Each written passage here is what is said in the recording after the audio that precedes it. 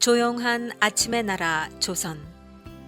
그 땅을 향한 하나님의 사랑을 전하기 위해 복음을 들고 조선 땅을 찾은 백안의 서양 선교사들. 아직은 쇄국 정책과 신분 제도로 인하여 종교의 자유가 없던 조선 땅에 교육과 의료를 통한 복음 사역으로 조선 땅의 아픔과 미래의 희망을 전해주던 그들. 나라를 잃은 조선 백성을 위해 목숨을 걸고 일제에 저항하며 3.1운동의 배후 혹은 조력자였던 그들. 목숨을 위해 신사참배를 강행하던 조선 땅에 진리를 위해 신사참배를 거부했던 그들. 조선 땅에 복음을 전하기 위해 자신의 목숨을 돌보지 않고 땅 끝까지, 그리고 한 생명이라도, 그리고 모두가 버린 나병 환자까지 끌어안은 그들. 아버지를 이어 4대가 한국 땅을 섬기던 그들. 약혼자의 죽음을 이어 조선 땅에서 버려진 고아와 과부를 돌보던 그들. 간호사를 양성하며 조선 땅에 보건 증진을 해온 그들. 한국의 생명을 전한 위대한 선교사 50인의 이야기를 만나보십니다. 만일 나에게 줄 수 있는 1000개의 생명이 있다면 그 모두를 한국에 바치겠습니다. 나는 웨스트민스터 성당보다 한국 땅에 묻히기를 원하노라. 오늘은 스코트 서고도 선교사 편입니다. 윌리엄 스코트는 1886년 스코틀랜드에서 출생해서 1911년 캐나다 온타리오주에 위치한 퀸즈 대학교에서 영문학과 정치경제학을 공부했다.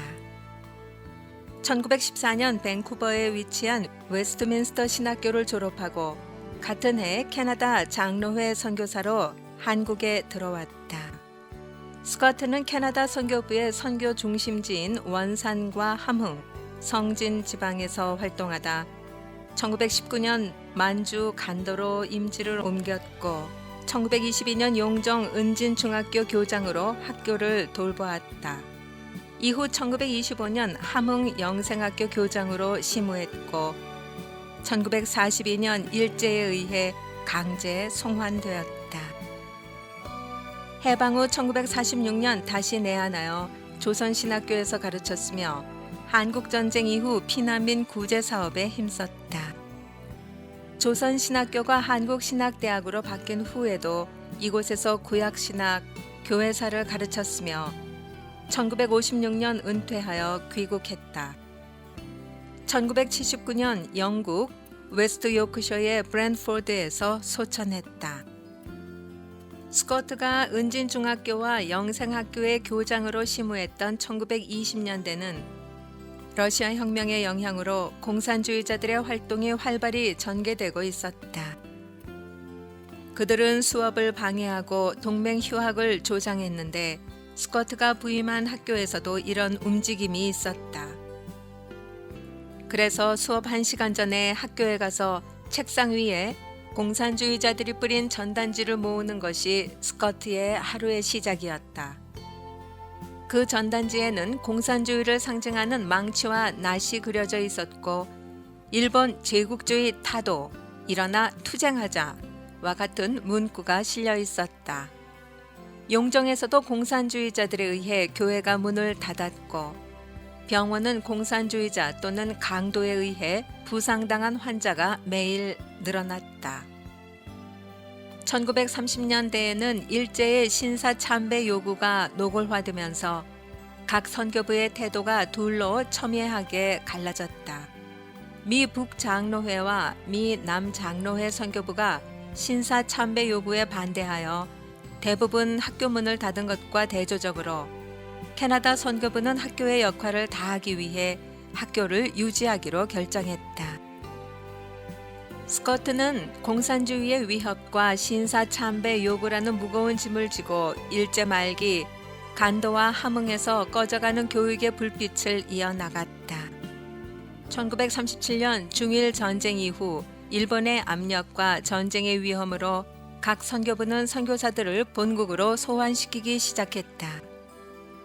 그러나 스코트는 프레이저, 머레이, 본스와 함께 선교 지역에 그대로 남을 것을 선교부에 청원했고 이 요청이 허락되어 1941년 4월 4명의 선교사만 제외하고 모든 캐나다 연합교회 선교사들이 한국을 떠났다. 머레이와 본스는 함흥의 병원에서, 프레이저는 원산에, 그리고 스커트는 함흥의 학교와 교회에서 일을 계속했다. 그러나 1941년 일본의 진주만 공격으로 제2차 세계대전이 시작되면서 스커트를 비롯한 4명의 캐나다 선교사는 결국 한국에서 어쩔 수 없이 철수하게 되었다. 서울에 돌아와 피난민과 함께 여명의 아름다운 땅 코리아, 우리의 사랑하는 땅 한국 만세. 부끄러운 멍에와 채찍을 벗어났으니 전능하신 하나님께 감사드린다. 산들의 나라, 바다의 나라, 영광의 희망을 품고 일어난다. 우리 조상의 땅, 흙덩이마다 귀여워라. 하나님의 아름다운 동산 코리아. 이 시는 한국의 해방 소식을 듣고 한국인과 같은 마음으로 해방을 기뻐했던 스코트가 지은 것이다. 그러나 1946년 한국에 돌아온 스코트는 공산주의자의 통치에 들어간 옛 사역지로 돌아갈 수 없었다. 미 북장로회 선교사 블레어만이 죽은 자녀의 묘를 방문하기 위해 잠시 평양을 방문했을 뿐 스코트는 서울을 중심으로 새로운 선교 사역을 진행해 나가야 했다. 서울에는 북에서 월남한 피난민들이 몰려들고 있었는데 그들 대부분은 자신이 입고 있는 옷이 재산의 전부였다. 이에 스코트는 캐나다 적십자사에서 지원받은 외투, 스웨터, 양말, 장갑과 목도리, 수건, 머리빗, 비누, 면도기 등의 구호품을 이들에게 전달하고 미군의 요청에 따라 각 선교부와 연합해 구호물자 배급에 힘썼다. 스코트는 한국인위원회를 조직하여 구호물자를 종류대로 분류하는 일을 맡기도 했다. 스코트는 또한 관북기독교회라는 관북지역 기독교인들의 친목회를 조직했다. 관북지역은 일반적으로 지금의 함경 남북도, 양강도, 라선 특별시 일대를 가리킨다. 교우회는 서문 장로교회에서 한 달에 한 번씩 모임을 가지면서 피난민들이 서로 교제하고 정보를 교환하는 모임이었다. 동시에 관북 기독교우회는 북에서 온 교인들이 새로운 교회에 정착하고 필요에 따라 교회를 형성하도록 도움을 주었다. 피난민들이 세운 교회가 여기저기 세워지면서 스코트는 매 주일 교회들을 오가며 그들을 격려하고 말씀을 전하는 바쁜 시간을 보냈다. 스코트는 그에 져서 한국에 온 캐나다인들 23장에서 기독교 장로회가 배출한 인물인 김재준의 생애와 활동을 별도로 기록할 정도로 그와 친밀한 관계를 유지했다. 1901년 함경북도 경흥에서 태어나 미국 프린스턴, 웨스턴 신학대학에서 공부한 김재준은 1932년 한국에 돌아와 평양 숭인상업학교와 용정 은진학교에서 교편을 잡았다. 그리고 1938년 평양신학교가 신사참배 반대로 문을 닫자 장로교 총회의 승인을 받아 1940년 4월에 서울에 조선신학원을 세웠다. 그는 조선신학원의 첫 역사신학 교수로 후에는 원장으로 활동했으며 해방된 뒤에는 송창근에게 원장 자리를 물려주고 구약신학 교수로 봉직했다. 김재준은 근본주의와 분리주의를 거부하고 학생들이 독창적이고 창의적으로 학문에 임할 수 있도록 가르쳤고 당시 외국에서 논의되던 성서의 역사 및 문학 비평을 국내에서 소개했다. 이러한 접근은 다소 보수적인 기존 선교사들과 한국교회가 일반적으로 인정하던 성서 무호서를 부정하는 것이었다.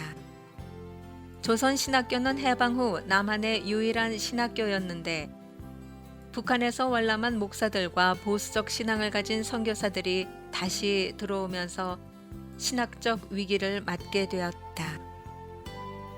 교육을 지속하기 위해 일제의 신사 참배를 국가의식의 하나로 간주한 사람들이 암울한 시기에 일본의 허락을 받아 신학교를 시작했다는 것은 여전히 한국 교회사에서 두고두고 풀어야 할 과제로 남아있다. 윌리엄 스코트는 1946년부터 조선신학교에서 가르쳤고 1947년에 교수로 임명되었다.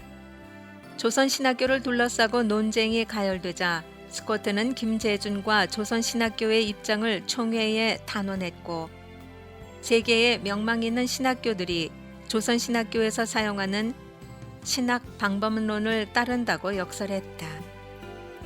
그러나 그의 청원은 받아들여지지 않았고 결국 1952년 총회가 김재준을 목사직에서 파면하고 스코트 박사를 소환하도록 결의했다. 스코트와 김재준은 신학적 갈등의 어려운 시기를 함께 견디며 한국교회에서 자유로운 신학 연구의 토대를 마련해 나갔다.